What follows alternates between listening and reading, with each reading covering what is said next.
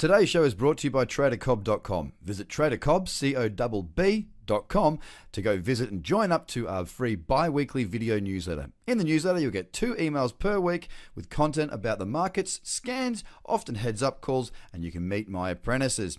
Join the website now and find out more about how you can get a structured trading approach and attack the markets with an idea of what you're doing.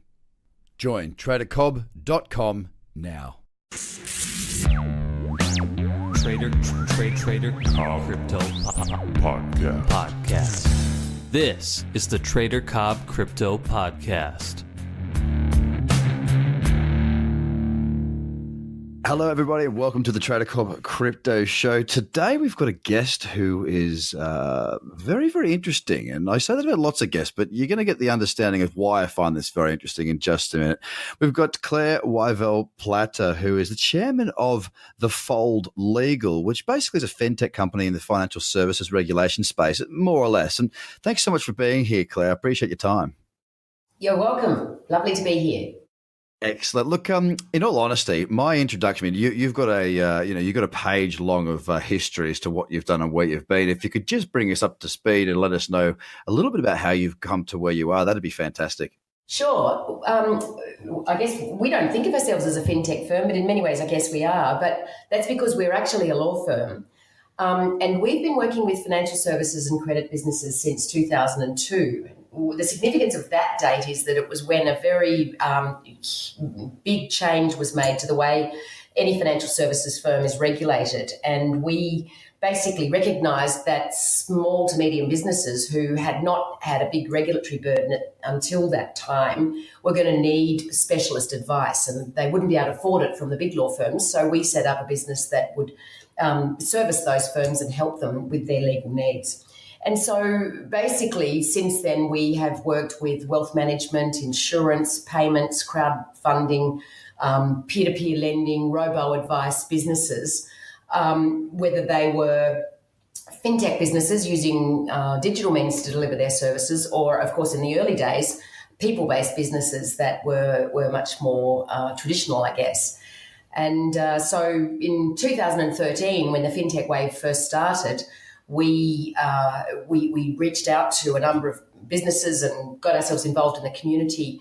And I think it's probably fair to say that since then we've become a go-to firm for that kind of business, for fintech, regtech, blockchain, cryptocurrency. We're working with over 60 fintech businesses at the moment. Wow, so quite qualified. That's excellent. Well, look, it brings me to my first question. Really, is obviously, you've seen from 2013, you named as the sort of influx as to when the services became provided by your firm. How have you seen? I mean, that's 5 years now, which isn't a long time as far as years go, but as far as technology goes, things happen very, very fast. And of course, with this new technology that we know as blockchain, things are happening at an even more rapid pace than in traditional fintech. How have you seen things sort of change over the last 5 years? And was there any key pivotal moments when you saw that change come in? Yeah, well, in about April 2013, even though it had been around by that time for 5 years, blockchain started to become, there started to be a lot of interest in blockchain. People were starting to develop Bitcoin, all sorts of Bitcoin services, payment systems, investment opportunities, and then starting in the very, very early days of looking at blockchain more generally as a way of transacting. And so I was lucky enough at that time to meet some of the people who were looking at forming the what then was the Cryptocurrency Association. And they had organised to go down to Canberra to meet with representatives of the Tax Office, the Competition Commission, ASIC, DFAT of all people, because it was seen, Bitcoin was seen as a fantastic mechanism of, making payments to places like the Philippines and so forth, where a lot of Australians are supporting their families. So there were pretty much most of the government departments that might potentially have an interest in blockchain, in Bitcoin, were invited to come along and basically hear about what it was, how it worked, what we saw the future for it, etc. And it was a really fascinating roundtable at that down in Canberra with a lot of people there. And we came away incredibly excited about the future for Bitcoin in particular, because the sort of, whilst slightly guarded as regulators always are, there seemed to be a reasonable amount of enthusiasm in the room for this new technology. But then a dreadful thing happened, and was the tax office decided that for tax purposes, Bitcoin should be subject to GST. And that basically meant that most of the people that we were talking with that were looking at setting up Bitcoin businesses of one type or another were effectively put out of business, because it was just too difficult and nobody wanted it. It took away the revenue model for Bitcoin businesses if it had a 10% tax on it, because it couldn't compete with traditional currency, basically. So life was quiet then for probably about a year. Then sort of more traditional fintech like peer-to-peer lending and digital advice started to emerge. So we got very, very busy and engaged in that space. And that's when we sort of developed that side of our business. But in September last year, a pivotal thing happened, which was the rapid increase, or recognition of the rapid increase in the price of Ethereum and Bitcoin and Litecoin and various other cryptos, pure cryptos that were around then. And it was really interesting because I didn't start investing in crypto in 2013, but I started in early 2017. So I was feeling very happy about the gains that I'd made. And then the next thing we know, the phone starts ringing. And we would have advised probably 25, I guess, blockchain / cryptocurrency businesses since that time. Not all of them, of course, have necessarily proceeded, because there are some regulatory hurdles that they have to go through, and many of them, didn't necessarily have fully articulated business cases. But we're certainly looking after quite a number of those businesses now, with some really interesting variation of roles that we're playing. What an amazing journey. We often people talk about how they got into crypto and how the journey began. Fascinating. I've never heard a story like that where it sort of began in the halls of Canberra. It's a very different viewpoint, and a very interesting one, and how the GST kind of squashed a lot of the margin effectively for the business. Now, as we've seen the space develop, obviously, as you say, September last year, we did see the price of the pure cryptos, and not just the pure cryptos. I mean, we saw many cryptos moving. There was the big move through May to June in what would be considered now the alt markets, and then we saw obviously the subsequent very large rise throughout September, October, November, and December, just sort of peaking with Bitcoin in particular towards that 20,000 US marks. We've seen the influx, or what can happen when basically mainstream media grabs a hold of it. As far as regulation goes in Australia, because I speak with a lot of projects globally, I speak with a lot of thought leaders, a lot of people that are creating all sorts of things, and some of the people that created Ethereum, and a lot of people, especially coming out of Asia, and you might be able to comment on this, are very big on Australia's ecosystem, mainly because we're a trusted country and they believe we'll do the right thing. The regulation in the space in Australia, do you see it as being like, are they open to move forward and open the doors a little bit more? Or are we seeing that they're sort of, I guess, taking a little bit more conservative approach to the regulation? I know it's a tricky question, but what I'm saying is, are they open or not? No. It's when I'm very familiar with the. I've had a number of meetings with the regulator about blockchain and cryptocurrency regulation, and indeed I'm part of the FinTech Australia blockchain working group that's working on trying to create a code of conduct for cryptocurrency globally and ICOs globally. So it's something that I'm absolutely passionate about. In fact, I would describe the Australian regulators' approach as being facilitative at this stage. They genuinely don't want to rush out and regulate and shut something down by imposing constraints around it in a way that is ill-informed, because we don't know what it looks like yet. So they are relying on existing regulatory frameworks at this stage. And so what cryptocurrency businesses need to do is to understand how it is that their businesses fit within existing regulatory frameworks and follow those. Now, there's good and bad in that. The good in it is that pure cryptocurrency, where it's used as a means of sort of exchange and payment, is not considered to be a financial product. So it escapes an enormous amount of regulation. For example, if you operate a Bitcoin or an exchange that enables people to either purchase or buy and sell cryptocurrencies, at this stage, you don't need a financial services license. You do, of course, need to have AML, CTF, money laundering and CTF procedures in place and register with AUSTRAC. But most businesses were voluntarily complying with that anyway. So that's a really good thing. On the other hand, if what you're doing in the cryptocurrency space moves towards or looks like something which is an existing financial services, like, for example, if you're using Bitcoin to provide a payment service, in other words, you're facilitating people making payment in Bitcoin, you might then need a financial services license if the amount of your transactions and the volume of them is over a certain threshold level.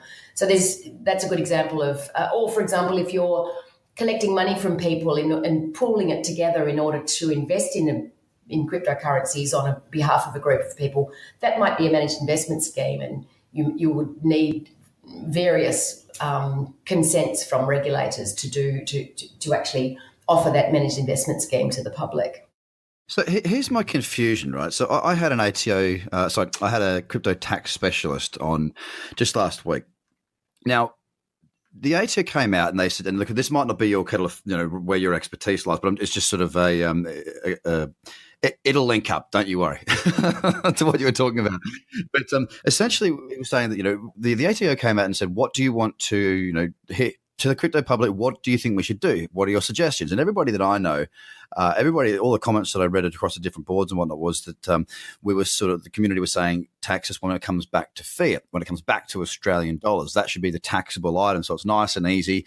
Also, it makes it nice and easy for the ATO, who just don't I just don't believe they have the resources to police this properly just yet. But what they're saying is crypto to crypto, they want to tax that, which seems like a very complicated thing. Also, tying in with the fact that the regulator is sort of saying it's not a financial product, they don't regard it as a financial product. So if I'm selling my AMP shares, I'm selling it back to Australian dollars. That's the that's the tax event, because it comes back to Australian dollars, and then I can reinvest whatever's left outside of that tax bracket. Now, it just seems odd that they're saying it's not a financial product on one hand, but on the other hand, they're treating it just like a financial product. I know the ATO and the two different bodies, but do you see what I'm saying? That it's almost like the left hand isn't speaking to the right a little bit. That there's a bit of confusion. The reason that it's taxable is not that it's not a financial product. That's a double negative, I realise. It's because of this. It doesn't actually matter what it is. Think about, it's like a barter system, right? Let's say you buy some gold and you pay $100 for your gold, and you exchange that gold for silver that is worth the dollar equivalent of 120. You will have made a capital gain of $20, right? Okay. Yeah, no, I understand that. That's a really good analogy, actually. We love analogies here. Yeah. So if you do the transaction within 12 months, it'll be a 50% capital gains tax. You'll pay $10 of that to the tax office. If you do it within after 12 months, it'll be a 25% capital gains tax, and you'll pay $25 to the tax office. And this is the inherent problem, right? Because people who are, let's say in a simple case, you're buying Bitcoin at a great price, and you then use that Bitcoin to pay for something. So if the value of the Bitcoin you use to pay for something at the time you sell it is greater than what you paid for it, you'll have made a capital gain that somehow you've got to account for. And it's not just the tax office not being able to police it, nobody can actually record that. Because you don't, I guess you'd have to keep your receipt and then find some way to put that into, into some sort of accounting program that could then relate that transaction back to the price of the Bitcoin that you actually purchased and used to pay for that good. Like it doesn't exist, right? Not only can the tax office not police it, but we as individuals at the moment can't other than manually even calculate what it was. This is a perfect. People are looking at the markets now. People that don't understand the technology that are, what I call millennial investors. They invest and they think that the period of investment is 3 to 6 months, not 3 to 6 years. Just to give an understanding of like how early we still are in this space. We don't have yet accounting software to take care of that properly. Like it's not in place yet. Now that's a hurdle. But because that exists, the opportunity still exists for us to help to develop the space. And I understand that it needs to be regulated to a certain extent. And I do look, ultimately, I do like the way Australia is sort of handling that regulation, i.e., they're not doing any knee-jerk reactions. They're not jumping up and down and banning things. They're not making it too difficult, which is really, really good. And it's why at the moment we're a bit of a powerhouse. We punch well above our weight. And we are a community, although a very small population, we're a community that the world does like to work with. So moving away from that, with what you do, obviously, you say you work with a number of different fintech blockchain technologies, companies. Is there anything right now, like any particular move into a certain sector? Like we've seen the likes of Power Ledger and the different energy players, and we see many more coming out. Is there any sector right now that you seem to be noticing a lot of traction, a place where there's going to be a lot of disruption coming up that you're aware of right now? Oh, in terms of blockchain, look, because I guess I'm a financial services lawyer, the thing that my ultimate prediction about blockchain is that it's going to do away with all sorts of layers of intermediation. So and this is really out there, okay, but let's think about property, right? Right now, if you buy a property, you basically have to buy the entire piece of real estate, unless you invest in what is effectively a managed investment scheme, which is either Domicom or BrickX or one of those, which has fractionalized properties. But you've got to look at the way they do that. Everyone thinks, I can just buy a brick, through BrickX, and that's great. Actually, that's not true. What the technical structure that underpins that is that they say, all right, we'll buy a unit at I don't know, Fairfield or something, and we will split that into 100 portions, and you can basically buy a portion. And it's the property is actually owned by the trustee of a managed investment scheme, but you can buy a unit in that scheme that represents, a portion or a proportion of that land. So at the moment, even though it looks simple, there's actually a massive regulatory structure that sits around that. Similarly with shares, let's say you wanted to buy a Berkshire Hathaway share, right? It's massively expensive. I don't know how many tens or hundreds of thousands of dollars they are these days. The only way you can effectively buy that is to buy into a managed investment scheme that can sort of give you an interest in that. But eventually, I believe that it will be possible for those sorts of assets to be fractionalized using blockchain without necessarily, because you're going to be able to identify the underlying asset and the owner of that, and the share of the underlying asset. I think that longer term, whilst we'll need some sort of a governance structure around it, a little bit like strata management, for example, you'll actually be able to fractionalize those sorts of assets and potentially without the need to have a managed investment scheme. Now I can tell you that would take massive regulatory change, but I think that's the kind of impact that blockchain could potentially have in financial investing, and that would be massively exciting. It would change the game completely. It would bring more people into asset classes. Like, for example, you can't buy a Picasso now unless you've got $50 million. Well, if we do it this way, we can have a wonderfully diverse portfolio covering things like fine art, real estate internationally, domestically, shares. We could have a hugely diversified portfolio that we can manage ourselves, as opposed to, okay, well, unless we go in with a giant fund, we can't have exposure to many of these things. And it adds more weight for the individual to be educated about the finances and to learn more to move forward, which I think is a really important thing for everybody globally. I think it's a part that's often skipped. And what it also does as well for the institutions, the big players out there, is if it's pitched in a way that you just did, in the sense of, let's fractionalize things, bring in more opportunity, then we can see those types getting on board and helping the space to grow by sort of championing from the front, because they get a benefit as much as the consumer gets a benefit. And that's kind of in the financial services side of things. That's what I'm excited about as well. So I'm really stoked to hear your take on that, because the tokenizing or the, however you want to, whether you say tokenizing or whether you say, breaking it down, fractionalizing, same thing. I think that's really where there's, a wonderful opportunity for blockchain to sort of really shake up what has been it's been relatively untouched typically for quite a long time. It's sort of challenging the norm, which I think is really, really exciting. Is there anything else in the space at the moment that you find as a challenge or exciting, or anything else that you'd like to cover while we've got you? Yeah, well, just I should make just one qualification. I should say that it's not possible to do what we just talked about under the existing law without a managed investment scheme right now. No, it needs to develop. And it will take significant regulatory change and a much higher level of comfort with fractionalising of assets and the governance arrangements around that. But I can certainly, so I don't see that as a fast change, but I do see it as a potential change over time.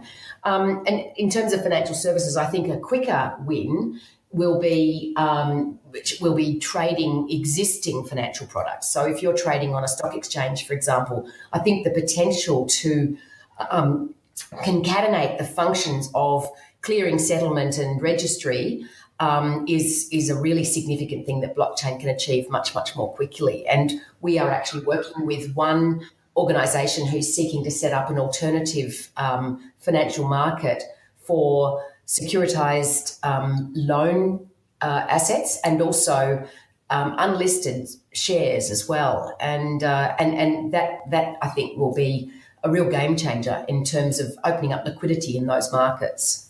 Yeah, it's important to look at what's close, and it's important to have a vision long term as well. I mean, as you say, the idea of fractionalizing everything, that's a 15, 20-year play. That's a long way out. But the good thing is the blockchain, no matter whether you look at it at the coalface right now as we stand with the very early days, whether you look at it 5 years down the track where we've got a little bit more regulation and possibly some more institutional players and a more evolved space and a more accepted space, and a space where it's being used more frequently, or whether you look right down the track, which is a completely, overhauled revolution of the way that we do a lot of business in the financial services.